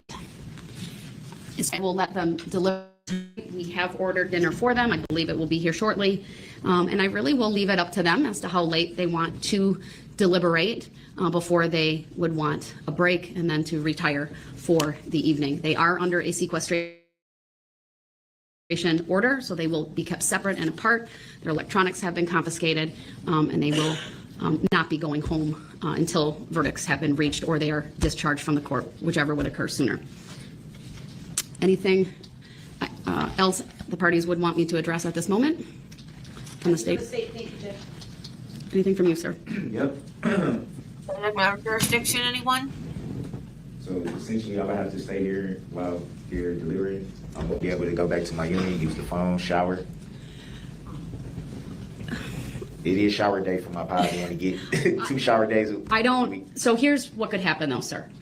I don't have a problem with you doing that, but they could have questions. And then you would need to become available so we could address any question. They may ask for exhibits, things of that nature. So as long as you're willing to come back for those things, I don't have an issue if, I probably should talk to the COs or at least the sheriff and make sure I'm not stepping on their toes since they're in charge of all of that. But it's possible that we get a request for exhibits, some exhibits initially. I wouldn't be surprised if we got that. So let me do this. Let me confer with the sheriff's department. I don't initially see an issue with that, but I want to make sure that they have a protocol in place and that's what they would like to do as well. Okay. And one more thing. Go ahead. I was curious. 61 charges for the reckless. 61 injured parties did not testify. So how does that work? Essentially how are charges able to be charged if all of the injured parties did not testify? From my perspective, sir, the state presented their theory of the case, and there was sufficient evidence regarding the charges to go forward to the jury. I can't further explain it from there because that would require me to explain the law. And I guess that's all I can really say about it at this point. I got a point though. I'm sorry? I got a point though. No, you don't. I'm not going to comment on that, sir. Of course, the state bears the burden of proof, and they have to convince a jury beyond a reasonable doubt. What a distasteful little worm. For better or for worse, sir, You I don't was not have a presented with any point. motions to dismiss, either at the end of the state's case you may have had regarding those issues. And so at this point, the jury has the case and they will determine their verdicts. If there are issues of law that you want to raise after the verdicts are received, then you'll have to make that determination. Yeah, that has to be raised because essentially you can't, if no injured party testifies, then it shouldn't be a charge. Stupid. I disagree with that characterization, sir, but there is frankly no motion in front of me based in law or fact. So for me to comment any further would require me to give an advisory opinion, which I'm not willing to do. So you're saying I need to make a motion? So what I will say at this point No. is I do have one issue that I would like to raise stupid. with the parties. That's what she's saying. I frankly I need a break Stupid. a little bit. I mean, obviously the court has to stay open. I know my dinner is coming, and I think it's reasonable. I need to put a few things together, but I do need to make a record of some information that I received earlier today, so that the parties are advised of that. But I will do that. Let me confer with the Sheriff's Department about your request. I'd like to take in about 30 minutes, address the issues that I need would interfere with your request about taking a shower and all of that. So if you can hold tight and stay with us for a little bit, that would be great. And I'll confer with the Sheriff's Department and have a more definitive answer for you shortly, okay? Can I get my filings? You want we have. Oh my you God, want the original facial back. expression. If Madam Clerk has I scanned them all hate this in man and they're so uploaded, I don't much. have an issue giving you the originals back. They will have the date stamp. They don't have a time because they were filed in court. When he put the time on them. I also, so that you knew they were in there, printed them after I scanned them in, so it has a document number. So you're getting 2 copies. Still have that, okay? See, I didn't interrupt you. See, I'm sorry. I said, see, I didn't interrupt you. Thank you. I appreciate that. Welcome to the Um, chat. I like Unless you. I would like the parties back in about a half an hour. Thank you. Unless they have a question sooner.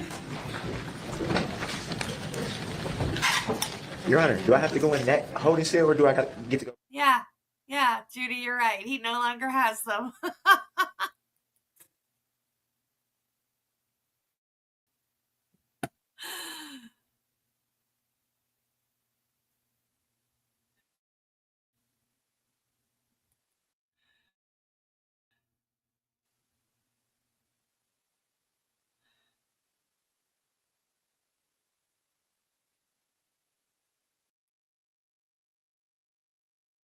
an email, and then the attachment, which is a color print off. Looks like the person took a screenshot, and that the anonymous post claimed to be a member of the jury on the case, and here are my thoughts on the trial and on this subreddit. And apparently, again, it's a subreddit called Justice for Darrell. All those Justice, the number 4, and Darrell, all no spaces. Of course there was a subreddit. Of course I then there was. had contact with Captain Dussault, advised him that this should be investigated, and basically turned over the matter to law enforcement for a full investigation. At this point, or at that point, I made a determination based upon my review of the information that I would not stop what was happening in terms of the trial with the instructions to the jury and ultimately the closing arguments, and then turn. And of course, I am concerned about the integrity of these proceedings, and I will take whatever action that I deem appropriate once a full investigation is done. But at this point, there is no, I would say, credible information that this is in fact a member of the jury. But I will leave that for law enforcement to determine. And reaches a verdict, I certainly will consider whether any questioning of the jurors at that point warranted. So that's the information I wanted to provide. Again, copies of this information will be provided to the parties, and there is a full investigation underway by the Sheriff's Department. I have no further information about it at this time. I will not be the judge that will further be reviewing it in terms of any requests related to that investigation. I will simply be handling whether any requests as it relates to this case in particular. And I hope we have the copies for the parties. What is this? All I can tell you, sir, is that there is apparently on the internet, on a site, or maybe it's an application, I'm not entirely sure, called Reddit. There's a subreddit that is entitled Justice for Darrell, and it was on that subreddit that someone wrote an anonymous post claiming to be one of the jurors. That, of course, would be a violation of the rules that I set up for the jurors, which is why I turned over the information to law enforcement so they could make a full and complete investigation. For the record, I accept for value in return for value these documents. I'm confused. At this point, sir, I'm providing the information. I trust that the parties will review it, and if a party believes that any request needs to be made of this court, then an appropriate request will be made. But at this point, I'm just advising the parties of the information that I have. And I will add this. I will, of course, it's important that the results of any investigation be turned over to the parties. I don't know how long that will take, but that is also my direction, as really the only direction I gave to law enforcement, is that the results of the investigation that be turned over to the parties. Was this? Oh, I'm sorry. Was this just found out about? Email that was sent to the clerk of court was received at 9:10 a.m. And then that email and the attachment, I'm aware of a second email that was sent to our clerk of court at 10:02 a.m. And I think when we stepped off the bench following the case being given to the jury, I was advised that other emails had been received throughout the court system. And I simply said, obviously, that information needs to go to law enforcement. I haven't seen it, haven't reviewed it. But any person who works in the clerk of court's office who has received an email, that email about this topic will be forwarded to the Sheriff's Department. Their forensic unit is handling the investigation, to my understanding. Attorney Upper, did you have a question or something to state? Yes. Just wanted to state for record that I also received emails that sent not to me directly, District Attorney's Office. I only wanted to point out that in viewing the contents of the posting, well, first of all the emails refer to the exact same posting and the language is the exact same in all the postings. In viewing the contents of the posting, we question the veracity of the posting because it refers to things that, quite frankly, are not true. And also, upon reviewing it, Your Honor, we came to the conclusion that it does not exhibit any material prejudice against Darrell Brooks that may affect the veracity of any verdict that may be returned in this case, the posting is largely critical of the court and to some extent the prosecution, but the nature of the posting is actually in support of Mr. Brooks. That's why it's under a subreddit called Justice for Darrell. And I don't believe there's any reasonable reading of this post that would lead someone to believe that it suggests the juror harbors substantial or material prejudice against the defendant. Thank you. I appreciate the additional record. Can I say something, Your Honor? Go ahead.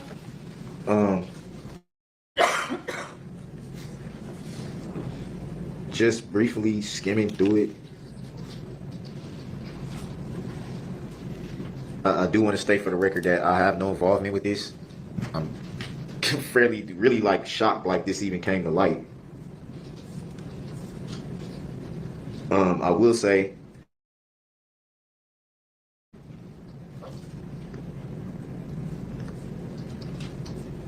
just by skimming, these are definitely things that have been talked about in the court. So common sense would say that this came from someone that has either been in the court to hear what goes on in the court or a jury member. There's no other way.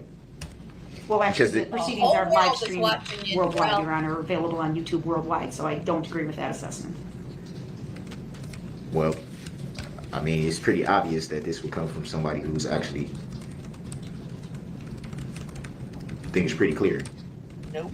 Well, I'm leaving it in the hands of law enforcement to do a full, complete investigation. Again, I take the integrity of this process incredibly seriously, and if there were to be a juror who violated the rules, I would take that very seriously, and I will not hesitate to take any action that I deem appropriate. At this time, it is simply being investigated. This was an anonymous post, and if either party believes any further action needs to take place as it relates to this particular jury, then I trust they'll file the appropriate request with the court. So with that, the courtroom, oh, go ahead, I'm sorry. Something else, Attorney Alpert? A different topic, Your Honor? Oh, sure, go ahead. While we're all together, I just wanted to address exhibits and what the court's procedure would be. We have no objection to any exhibits going back to the jury room if they are asked for, and precluding the requirement that we all assemble every time a note comes out asking for one exhibit. So as long as we're all here and we have some time, maybe we could discuss that. Well, I'm willing to discuss that. Do you have any position on that, sir? Yeah, I would object from the standpoint that I would need to see any exhibit that's being asked about and the relevancy of that exhibit being asked for. I think that's only fair. Exhibits that have been received, a relevance objection would no longer be valid because the court has already ruled on the relevance and the admission of the exhibits. The issue is whether it goes to the jury room. I'll give you for example. Sometimes in a trial there are medical records that need to be filed in their complete form under the statute, but really maybe only a portion of it would go back to the jury, or depending on why they were offered and whether there was any medical testimony regarding a diagnosis, for example, could impact that. Sometimes there's privacy issues with an exhibit, if there's a social security number for a witness or something like that. But generally speaking, the exhibits have been received, and the jurors can ask to view photographs, written documents. They can even ask to view the videos. The videos would need to be done one of two ways, either which requires everyone to assemble because we do have the technology to play them directly to the jury room, but that simultaneous with that is it would be played in here. So everyone would be seeing what's being played in the jury room at the same time, so that does require the parties to be in court, and that allows the jury to continue in relations, talk about what they're saying, etc. So is the jury sitting here now? No. We have the ability to direct the TV. I should have said that. Probably not too. Why would you know there's a TV in the jury room, right? So there's a TV monitor in the jury room that is connected to the technology in the courtroom. So whatever is playing here could be a still photograph, could be a document, could be a video. We can play in the jury room at the same time. But as far as other exhibits, So it would be only the exhibits that's been received. So Correct. nothing new, nothing's gonna come out of the blue and be like, yo, yeah, we're gonna. Only what's been received during the trial. If it would be helpful, I can have Madam Clerk give you the printout of the exhibit list that shows everything that's been received, if you would like. That's about like 7,500. There's a lot of exhibits, That's a but, lot of exhibits. but I'm willing to have her printed off if you would like it. I think it'd be helpful just in case. I'm guessing at some point that will come into play. For example, they may come back and say, we'd like to see exhibit 15, which is the map, the large map of the parade route, okay? They might want to see the other map. Maybe they want to look at a video. There's a lot of exhibits, so I'm not going to speculate what they want. Sometimes they write notes to us and say they literally list out all the exhibits that they want. Other times they'll say, can we have all the exhibits? I think we're trying to get at, so do you have a position on that? If the jury requests an exhibit, do you want the court to rule on it individually, or do you agree that if they request an exhibit, it can be released to them? Delay. All right, fair enough. Anything else, Attorney Opera? Yes, we had discussed yesterday, and I'm not trying to get too far ahead of myself here, but what was the time limit that the court wanted to work off of for giving notice to the parties when the verdict is available? 30 to 60 minutes. Okay. Thank you. Some of that will depend on when it is, if it's Yeah. late in the evening versus during the day. And you might be wondering, how late will I let?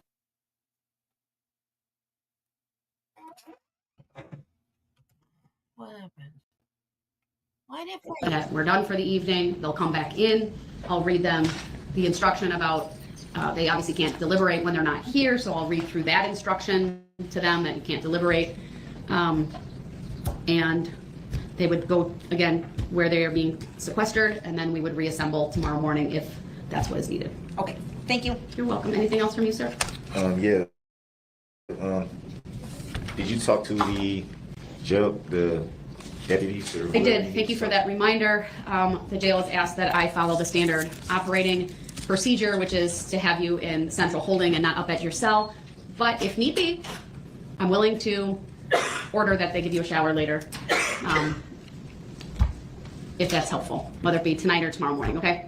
So even though you're gonna stay close by, I'll make sure, I'll work with the jail to make sure that you're given that opportunity after we're done for the night, okay? Yeah, at least let me take a shower. So I've been And I will told have there to- is a question that will be coming out shortly, so don't go anywhere. Don't choke me, Judge. What? I said, don't choke me. Choke you? Yeah, because you know what I'm about to say. What are you about to say? Subject matter jurisdiction. You knew I was about to say that. Sir, I'm not going to address it. I already have.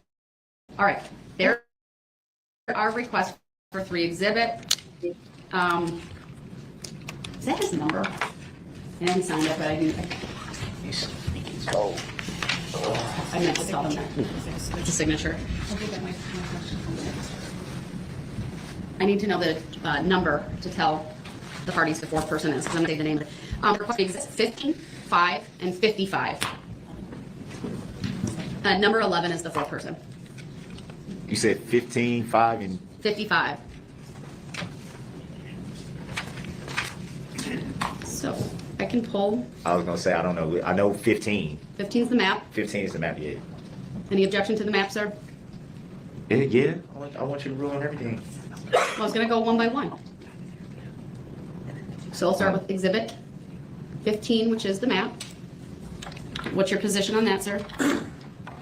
My position is at this point, what is the relevancy of the map? I think it's been seen 1,000,000 times. I know it by heart now. That's probably the only one I know by heart. Well, what's the state's position? Yes, we absolutely, there's no reason not to send that back there, Your Honor. There are 76 counts that they need to work through and to assist them in identifying which victim is which and which group they were with and where they were on the road. Absolutely, there's no reason to hide that from them. It's helpful to them in their deliberation. All right, I will send exhibit 15 back to the jury room. It is an exhibit. And there really is no reason not to send it back that has been identified by the parties. All right, the next exhibit is exhibit 5. That is the photograph of Erica Patterson. Oh, I definitely object to that. Seeing as how Of course. it was supposedly 2 incidents, one of which didn't even happen, which prosecution sent paperwork to acknowledge that it never happened. So it's too dicey with that. What incident would 5 be referring to? One of which The never battery happened, count. and then one. I don't even know what I'm looking at if I look at 5.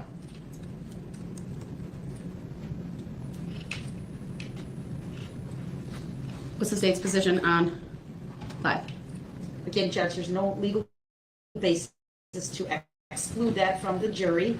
There's nothing prejudicial. It's a single photograph. I should say overly prejudicial. It's a single photograph of a single person showing the injuries that are alleged to be associated with count 77. It's directly relevant to their deliberations. There is no count 77. Count 76. 76.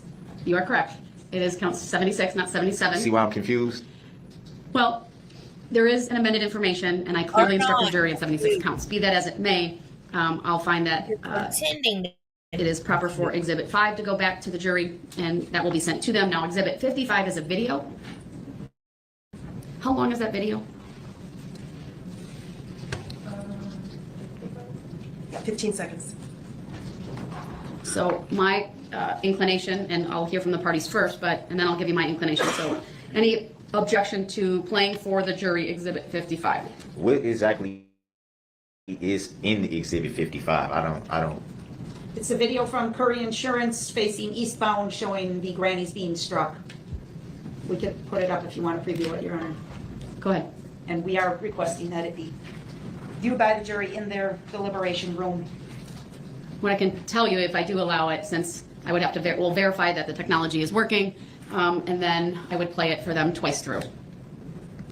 And we would watch it at the same time as they're viewing it. Theirs is just me in the jury room. But I'll preview it for Mr. Brooks so he can see it first. Well, the state will preview it for me. He's not confused. He's pretending to be confused. He's not confused.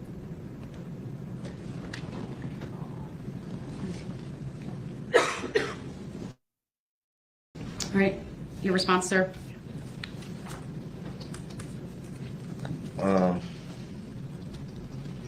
Yeah, I don't object to it. Keep this in order.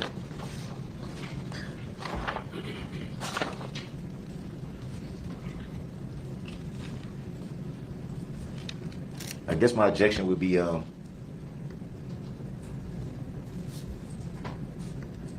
It would be hard to say why the jury would Exactly. request it. I'll just let you rule on it. Particularly.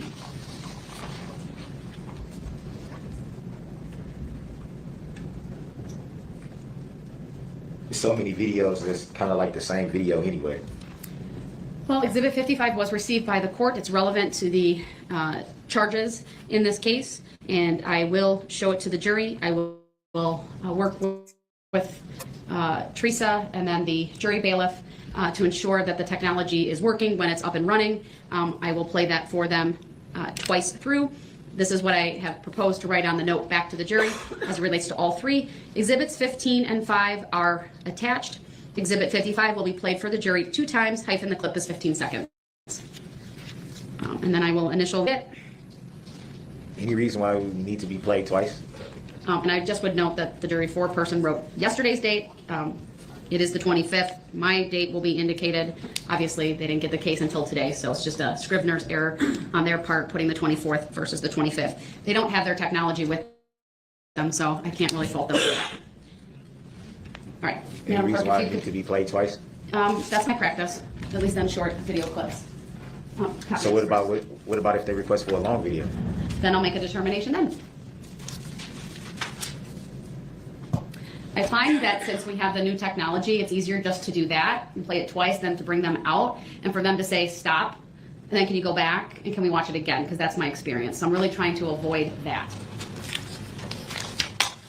So we'll stay out here, and then we'll work to, they'll have to pause their deliberations so we can interrupt them and give them the exhibits and then make sure the technology is working. So if the state wants to have that ready to go.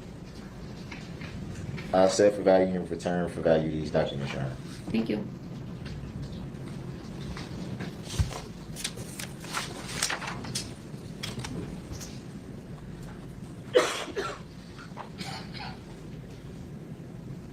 Do you have, you know how to do that, right? We've done that before. There's one button.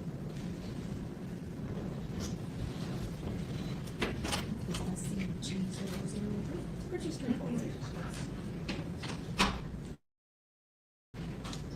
Is Jen ready for me to turn it on?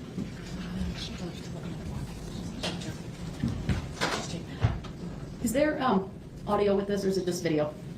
Just video. Okay, thank you.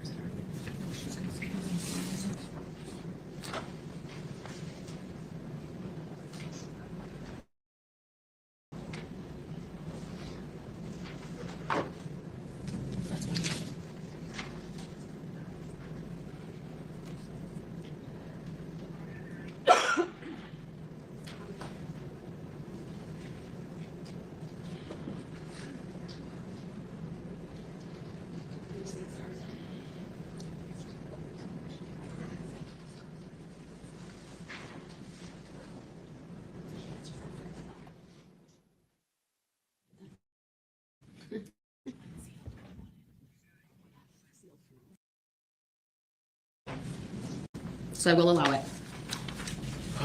So why you didn't ask me if I have a position? Because that's what I'm required to do, sir. But you're not required to address subject matter jurisdiction, which I'm not allowed to answer any questions I ask. From your name. Mr. Brooks, I'm not going to relitigate your case right now. Once again, it's denied. Of course it's denied. Of course, because you can't prove it on record. Come on now. It has yet to be proven. It has to be proven at some point. Or do I gotta go through the song and dance to get it proved? Are you ready with the 40%? When they are? Jury's ready?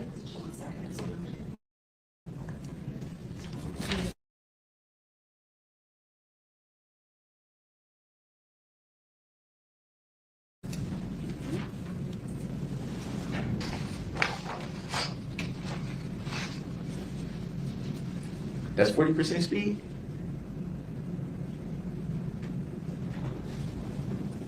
Yay, nay?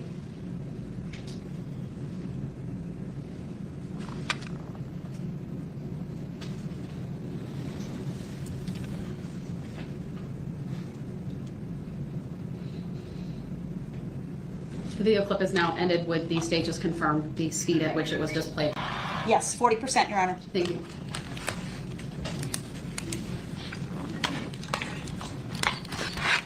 All right, if there's another question, the court's going to step off. Obviously, will remain open.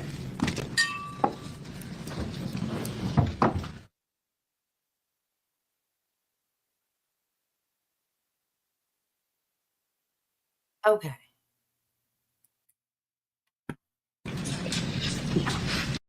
We're going to stop there and go to the live trial. I thought we were going to get to the verdict today, but it doesn't look like we're going to make it.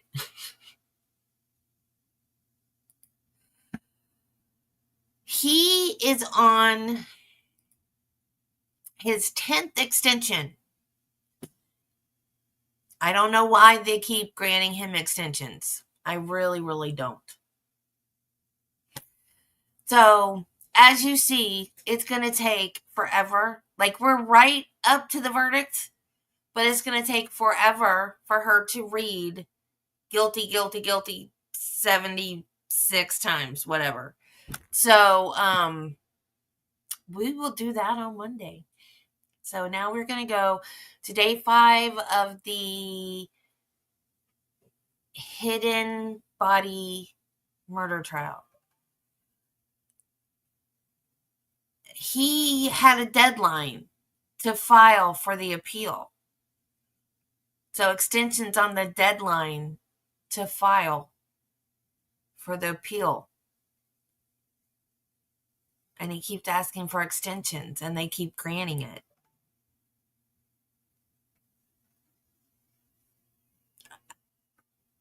I don't know what you have to do to get an appeal. So whatever paperwork I guess he has to fill out,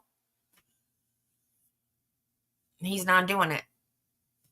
Or he says he needs more time or whatever. I don't know. He's just stalling, I guess. Again, just like, oh, but why would you stall on your appeal? Like, you'd want to get that in, right? I don't know. Whatever.